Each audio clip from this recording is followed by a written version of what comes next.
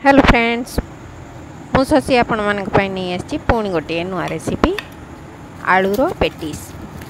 आलू पेटिस समस्त को खाइबा भल लगे, छोट पिला मानक ठारू बड़ पर्यंत समस्त को पसंद। बड़ माने चा सहित खाइबा पई कि सेमिति भी खाइबा पई बहुत भल पाती। छोट पिला सॉस सहित एहाकू भल पाती खाइबा पई। आलू पेटिस यार रेसिपी चलतु मुझे आपन सहित शेयर करी। आमे मैदा नबा, मुझे फॉर्च्यून रो मैदा नहीं देखु। फॉर्च्यून रो मैदा मु 2 कप मैदा नेबी। 2 कप मैदा रे मोर केते हेउची चलतु देखिबे।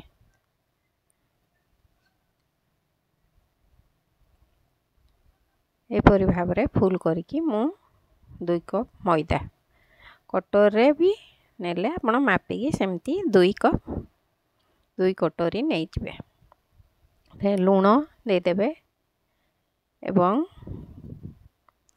किछि बेकिंग पाउडर देकी किछि नुहे 1.5 चम्मच बेकिंग पाउडर देबे।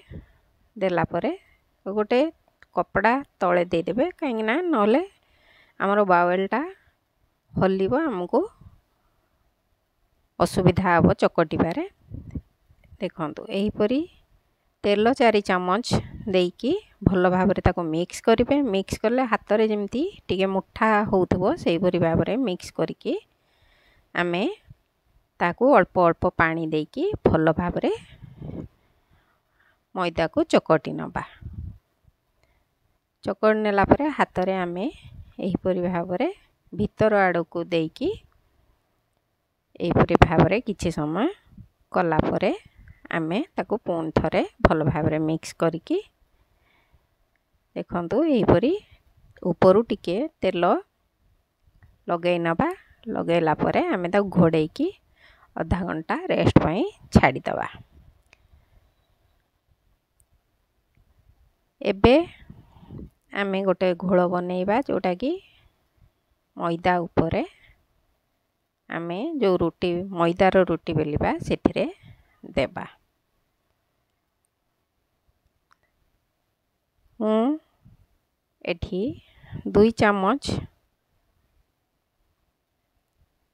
डालडा नहीं, आपण चाहिए गाय घी कि रिफाइन भी नहीं पारिबे। सेथिरे मैदा जेतिकी डालडा नेबे सेतिकी मैदा देबे। एटा होची तारो। एबे आमे आलू जो पेटिस रे आलू भरिबा ता पई तैयार करबा। गोटे पैन नहीं जिबा, सेथिरे 2 चम्मच ऑयल दे दबा। ऑयल गरम हे गला परे जीरा हाफ चम्मच दबा, आधा कोटा धनिया हाफ चम्मच दबा, आउ लंका पाउडर, काश्मीरी लाल मिर्च, आउ हलदी पाउडर एवं किचन किंग मसाला देकी भल भाव में ताको टिके गोलै नबा। पोड़ीबा को देवानी। एबे 2टी छोट छोट काटिकी रखिथिबा पियाज देकी टिके अल्प समय पियाजटा नरम हैला परे अदा एवं कंचा लंका कुटिकी नैथिबा छेचिकी भल भाव में ताहाको दे दबा। ताहाको देला परे टिके नरम हे गला परे टिके तार बास्ना चली गला परे आमे कोन करिबा ना सेथिरे जो आलू आमे बॉईल करके ताको मैश करके नहीं थिबा पूरा भल भाव में मैश करवानी, ताको अधा अधा मैश करथिबा से आलू को भल भाव में देकी भल भाव में गोलै नबा।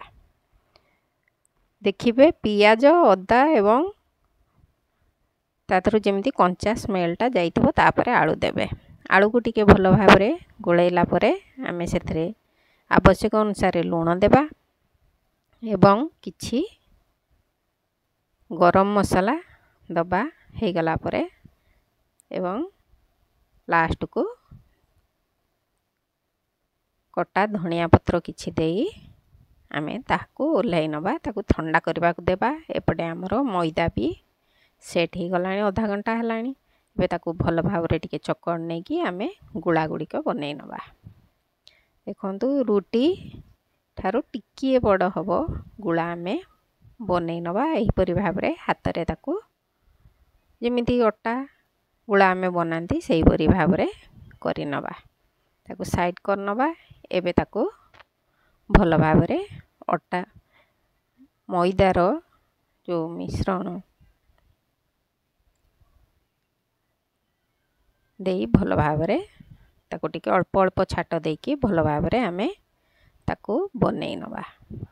ରୁଟି ବହୁତ ପତଳା ହେବ, ଯେମିତି ଆର ପାର ହାତ ଦେଖାଯିବ ସେହିପରି ଭାବରେ ଆମେ ଏହି ମଇଦାକୁ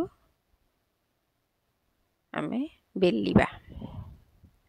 ଦେଖନ୍ତୁ ଏହିପରି ଭାବରେ ପୁରା ପତଳା କରିନେବେ, ଯେମିତି ହାତ ଆଉ ଗୋଟେ ପଟରୁ ଧରିଲେ ଆର ପଟକୁ ଦେଖାଯାଉଥିବ। ଏପରି ଭାବରେ ମୁଁ ସବୁ ରୁଟି ଗୁଡ଼ିକ ବେଲି ନେଇଛି। ମୋର ଯେତେ ଗୁଳା ହେଇଥିଲା ସବୁ ଗୁଡ଼ିକ ବେଲି ନେଇଛି। ବେଲି ନେଲା ପରେ ଯେଉଁ ମଇଦା ଆଉ ଘିଅର ଆମେ ଘୋଳ ବନେଇଥିଲେ ତାହାକୁ ଏବେ ଦେଇକି ହାତରେ ଭଲ ଭାବରେ ତାକୁ ଚାରିଆଡ଼େ ଲଗାଇ ନେବା। ଗୋଟେ ରୁଟି ରଖିବା, ସେଥିରେ ଚାରିଆଡ଼େ ଭଲ ଭାବରେ ଆମେ ତାକୁ ଲଗାଇ ନେବା। ହାତରେ ଲଗାଇବେ। ହାତରେ ଲଗାଇବା ଦ୍ୱାରା ଏହା ଚାରିଆଡ଼କୁ ଭଲ ଭାବରେ ସ୍ପ୍ରେଡ଼ କରିକି ଆମେ ଲଗାଇ ପାରିଥାଉ। ଏବେ ତା ଉପରେ କିଛି ଶୁଖିଲା ମଇଦା ଆମେ ଦେଇଦେବା। ଏହିପରି ଭାବରେ ଦେଖନ୍ତୁ ଦେଲା ପରେ ଆଉ ଗୋଟିଏ ଆଣିକି ରୁଟି ତା ଉପରେ ଆମେ ଥୋଇବା। ଥୋଇକି ଚାରିଆଡ଼କୁ ଭଲ ଭାବରେ ଆମେ ପୁଣି ତାକୁ ମିଶାଇ ଦେବା। ପୁଣି ତାରି ଉପରେ ପୁଣି ମଇଦା ଆଉ ଘିଅର ମିଶ୍ରଣକୁ ଲଗାଇବା। ଲଗାଇଲା ପରେ ପୁଣି ଅଟା ଦେବା। ଅଟା ଦେଲା ପରେ ପୁଣି ଏହିପରି ଭାବରେ ଯେତେ ଆମେ ସବୁ କରିଛନ୍ତି ରୁଟି ସବୁ ଦେଇଦେବା। ଲାଷ୍ଟରେ ବି ଆମେ ମଇଦା ଆଉ ଘିଅର ମିଶ୍ରଣକୁ ଦେଇକି ମଇଦାକୁ ଉପରେ ଭଲ ଭାବରେ ପକାଇକି ଏହିପରି ଭାବରେ ଧୀରେ ଧୀରେ ଟାଇଟ୍ କରିକି ଆମେ ତାକୁ ମୋଡ଼ି ନେବା। ଭଲ ଭାବରେ ଏହିପରି ଦେଖନ୍ତୁ ଟାଇଟ୍ କରିକି ମୋଡ଼ିବା। ଟିକେ ଢିଲା ରହିଲେ ହେବନି। ଭଲ ଭାବରେ ଟାଇଟ୍ କରିକି ମୋଡ଼ିକି ଆମେ ଏହିପରି ଭାବରେ ତାକୁ ଟିକେ ଲମ୍ବା କରି ନେବା। ଦେଖନ୍ତୁ ଏହିପରି ଭାବରେ ହାତରେ ଟିକେ ଏମିତି ଗୋଲ ଗୋଲ ଗୋଲ ଗୋଲ ବୁଲେଇକି ଆପଣ ଟିକେ ଲମ୍ବା କରିନେବେ। ଟିକେ ଲମ୍ବା କଲା ପରେ ଆମେ ଗୋଟେ ଛୁରୀ ଆଣିକି ଏବେ ତାକୁ ସମାନ ସାଇଜର କାଟି ନେବା। ଆଗ ପାଖରୁ କିଛି କାଟିକି ବାହାର କରିନେବା। ତାପରେ ସମାନ ସମାନ ଦେଖନ୍ତୁ 1 ଇଞ୍ଚର ମୁଁ ଛାଡ଼ିକି କାଟି ନେଇଛି।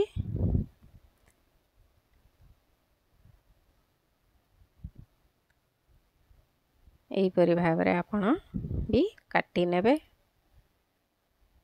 ଏଇ ଯେଉଁ ସବୁ ଲେୟାର ଦେଖୁଛନ୍ତି ଏହା ଆମର ଲେୟାର ଖୋଲିବ। ଦେଖନ୍ତୁ ଏ ମୋର 8ଟି ଗୁଳା ହେଲା। ସାଇଡ଼ରୁ ଦୁଇ ପାଖରୁ ଆମେ ବାହାର କରିଦେଲେ। ଏବେ କ'ଣ କରିବା, ତାକୁ ଏହିପରି ଭାବରେ ରଖିକି ହାତରେ ଭଲ ଭାବରେ ଟିକେ ଉପରୁ ଚାପି ନେବା। ସବୁଗୁଡ଼ିକ ଏହିପରି ଭାବରେ ଆମେ ସବୁ ଗୁଳା ଗୁଡ଼ିକ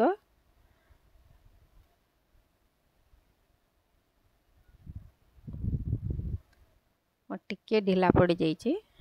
ଆପଣ କିନ୍ତୁ ଟାଇଟ୍ କରିକି ମୋଡ଼ିଲା ବେଳେ ଟାଇଟ୍ କରିକି ମୋଡ଼ିବେ। ଏ ଦେଖନ୍ତୁ ସବୁ ଗୁଳା ଗୁଡ଼ିକ ଏହିପରି ଭାବରେ କରିଦେଲା ପରେ ଏବେ ତାକୁ ଆମେ ସବୁ ସାଇଡ଼୍ କରିନେବା। ଏବେ ଗୋଟିଏକୁ ମୁଁ ବେଲିକି ଆପଣଙ୍କୁ ଦେଖାଇବି କେମିତି ଆମେ ବେଲିବା। ମଇଦାର ଟିକେ ତା ଉପରେ ଦେଇକି ଆମେ ଭଲ ଭାବରେ ଏବେ ତାକୁ ହାଲକା ହାଲକା ହାତରେ ବେଲି ନେବା। ବେଶୀ ଜୋର କରିକି ବେଲିବାନି। ଦେଖନ୍ତୁ ଏହିପରି ଭାବରେ ଆମେ ତାକୁ ବେଲି ନେବା। ଧୀରେ ଧୀରେ ହାଲକା ହାତରେ ଆମେ ତାକୁ ଭଲ ଭାବରେ ମଇଦା ଟିକେ ଟିକେ ପକାଇକି, ଯଦି ଲାଗି ଯାଉଥିବ ଉପରୁ ଟିକେ ମଇଦା ପକାଇକି ଆମେ ଭଲ ଭାବରେ ବେଲି ନେବା। ଯେମିତି ଆମେ ରୁଟି ବେଲନ୍ତି ସେଇପରି ଭାବରେ ବେଲି ନେବା। ବେଲି ସାରିଲା ପରେ ଆମେ ଗୋଟେ ଛୁରୀରେ ଯେଉଁ ରାଉଣ୍ଡ ଅଛି ତାକୁ ଚାରିକଣି ସ୍କୋୟାର ସେପ୍ ଦେଇଦେବା। ଏହିପରି ଭାବରେ ଚାରି ସାଇଡ଼ରୁ ଆମେ କାଟି ନେବା।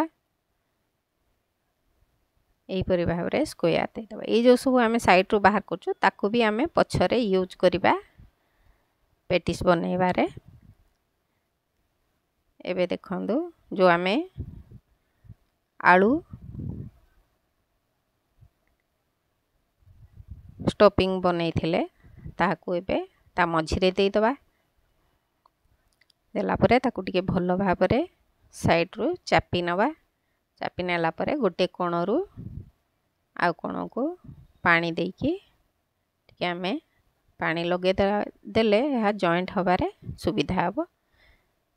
ପାଣି ଲଗାଇଲା ପରେ ଆମେ କ'ଣ କରିବା, ଏହିପରି ଭାବରେ ଗୋଟେ ସାଇଡ଼ରୁ ଅନ୍ୟ ସାଇଡ଼କୁ କୋଣକୁ ନେଇକି ଏପରି ଧୀରେ ଧୀରେ ତା ସାଇଡ଼ ଗୁଡ଼ିକ ଚାପି ନେବା। ଦେଖନ୍ତୁ ଏହିପରି ଭାବରେ ଚାପି ନେବେ। ଏହାଦ୍ୱାରା ଏହା ଆଉ ଖୋଲିବନି। ଦେଖନ୍ତୁ ଏହିପରି ଭାବରେ ଚାପି ନେବେ। ଏବେ ଆମେ ଅଏଲକୁ ଗରମ କରିବା।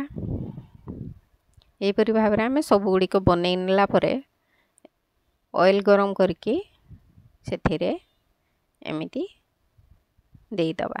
ବେଶୀ ଦେବାନି, କାହିଁକିନା ବେଶୀ ଦେଲେ ଆମର ଏହା ବୁଲିବନି ଆଉ ଫୁଲିବ ବି ନାହିଁ। ତେଣୁକରି ଅଏଲରେ ଯେତିକି ଜାଗା ହେଉଛି ଆପଣଙ୍କ ପ୍ୟାନ୍ରେ ସେହି ହିସାବରେ ଆପଣ ଦେବେ।